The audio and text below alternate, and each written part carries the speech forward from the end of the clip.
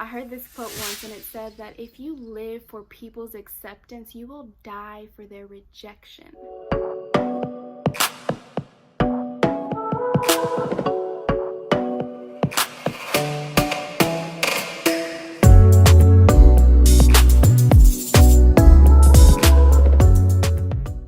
name is Ashley, for those of you who do not know me, and like I mentioned before, this is a series where I share with you all issues that God has either helped me overcome or is still helping me overcome, in hopes that you would gain a word that would transform the way that you think, in hopes that you would gather a tool that would help you heal so that the God version of you would come forth. So today's issue is identity issues. Now, I have the definition up here, and the first definition says the fact of being who or what a person or thing is. So when I read this, all I thought about was a tree being planted to be a lemon tree, right? And all you can do is nourish that tree in order for it to grow, or not nourish the tree and allow it to be destroyed, right? Because you can't change what it is. It is what it is. The seed that's in there is that, period. You can't change it, right? And so there was another definition, and it's in regards to mathematics, but I felt like it was applicable for this. And it says a transformation that leaves an object unchanged. And I thought about that with our transformation in Christ. When we come to Christ and we are transformed into a new creature, we can no longer change that. It's unchangeable. This is who God sees us to be. He sees us to be a royal priesthood. He sees us to be more than enough. He sees us to be the fragrance of Christ. He sees us to be as white as snow, despite everything that has happened to us or anything that we have done in the past. This is who God sees us to be, and He expects us to see ourselves the same exact way. So when you think about identity, if you do not have a firm foundation in who you are, when the storms of life come, you will be tossed back and forth like the waves in the sea if you do not know who you are. Or you'll be in an environment and you'll conform to the environments if you do not know who you are, who God has said that you are, who God has created you to be, what your purpose here on this earth is. Like, you will just misuse everything, and people will misuse you. So when I thought about identity, I actually wrote down some notes, and I thought about how my testimony in all of this. I thought about how there was a specific moment at a job that I was at, and they were requiring people to sign names of people that were not showing up, just so that they can get the numbers that they need in order to have the grant and all these different things, right? And I was just so convicted. I was like, I cannot do this. Like, I can do this, but it's so challenging in my mind, in my morals, in my character. Like, it's too much. It's too much. And so having to be bold enough and say, like, hey, this isn't right, and I'm not going to do this. And I did it. I really did it. But what allowed me to do it was my prayer time with God. And knowing that God sent me to this job, I had to say, like, no, like, God, you would not send me to a job that would require me to reduce my morals and my character. Like, you wouldn't do that. He's like, you're right, I wouldn't. So what are you gonna do?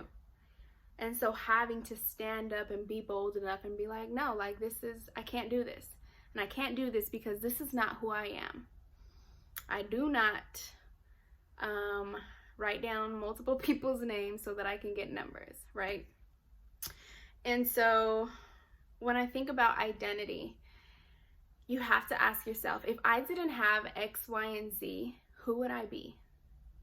If I didn't have a car, if I didn't have a house to live in, if I didn't have a marriage, if I didn't have my child, if something were to happen, if I didn't have anything, God forbid any of those things happen, but if I didn't have these things, would life be able to take me down?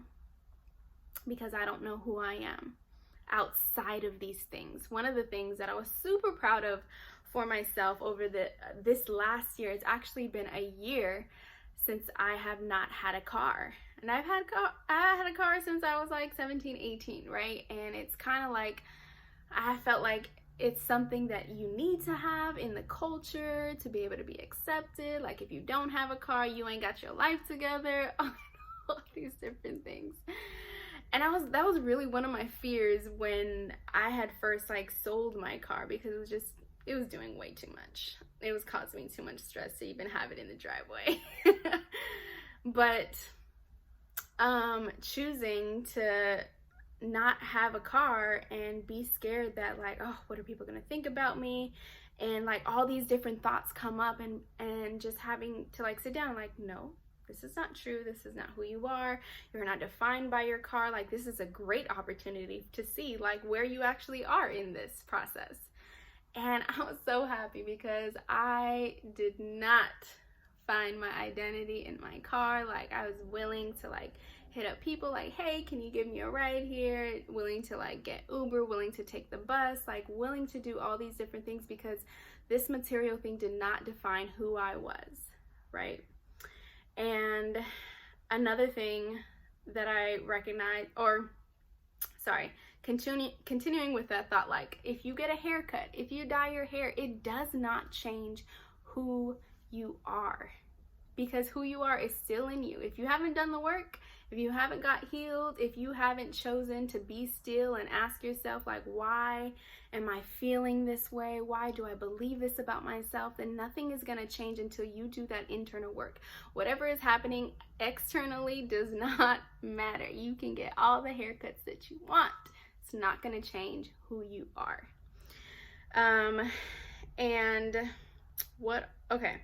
So I think I mentioned this already, like, who would you be if you didn't have the things that you love, whether it be material or people in your life? Who would you be?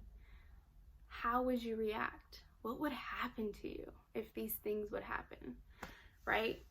And man, my prayer and my hope is that you would allow yourself to sit and ask yourself, who am I? And am I walking in the fullness of who that is? Whoever you say that you are, whoever God says that you are you walking in the fullness of that day in and day out? And if you're not, ask yourself, why am I not walking in the fullness of this? What is it that I believe about myself that is preventing me to walk in the fullness of who God has called me to be? Who is it that is preventing me to do it? What environments are preventing me to be all that I know that I can be? What thought processes? What things that I've done in the past that are not allowing me to continue to move forward in the fullness of who God has called and created me to be? When we know who we are, we have a foundation of our identity. And in our identity, we are still becoming. We are unpeeling away all the things, all the thoughts, all the mindsets that do not belong, that do not nourish who we are, that do not help us grow. And so I would say to allow yourself to unpeel. If you do not define who you are, everyone else will. And you'll live a miserable life because you are not accepting you, because you don't like who you are. I heard this quote once, and it said that if you live for people's acceptance, you will die for their rejection.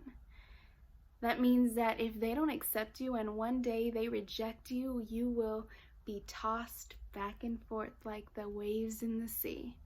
And so it's so important to walk in the fullness of who you are, not just so that you don't have to live in misery, but so that you can fulfill who God created and intended you to be. When He created you, there was a specific thought process. There was a specific reason why He had you to think the way that you think and be the way that you are and say the things that you say and learn the way that you learn, and all these different things is specific and it has purpose.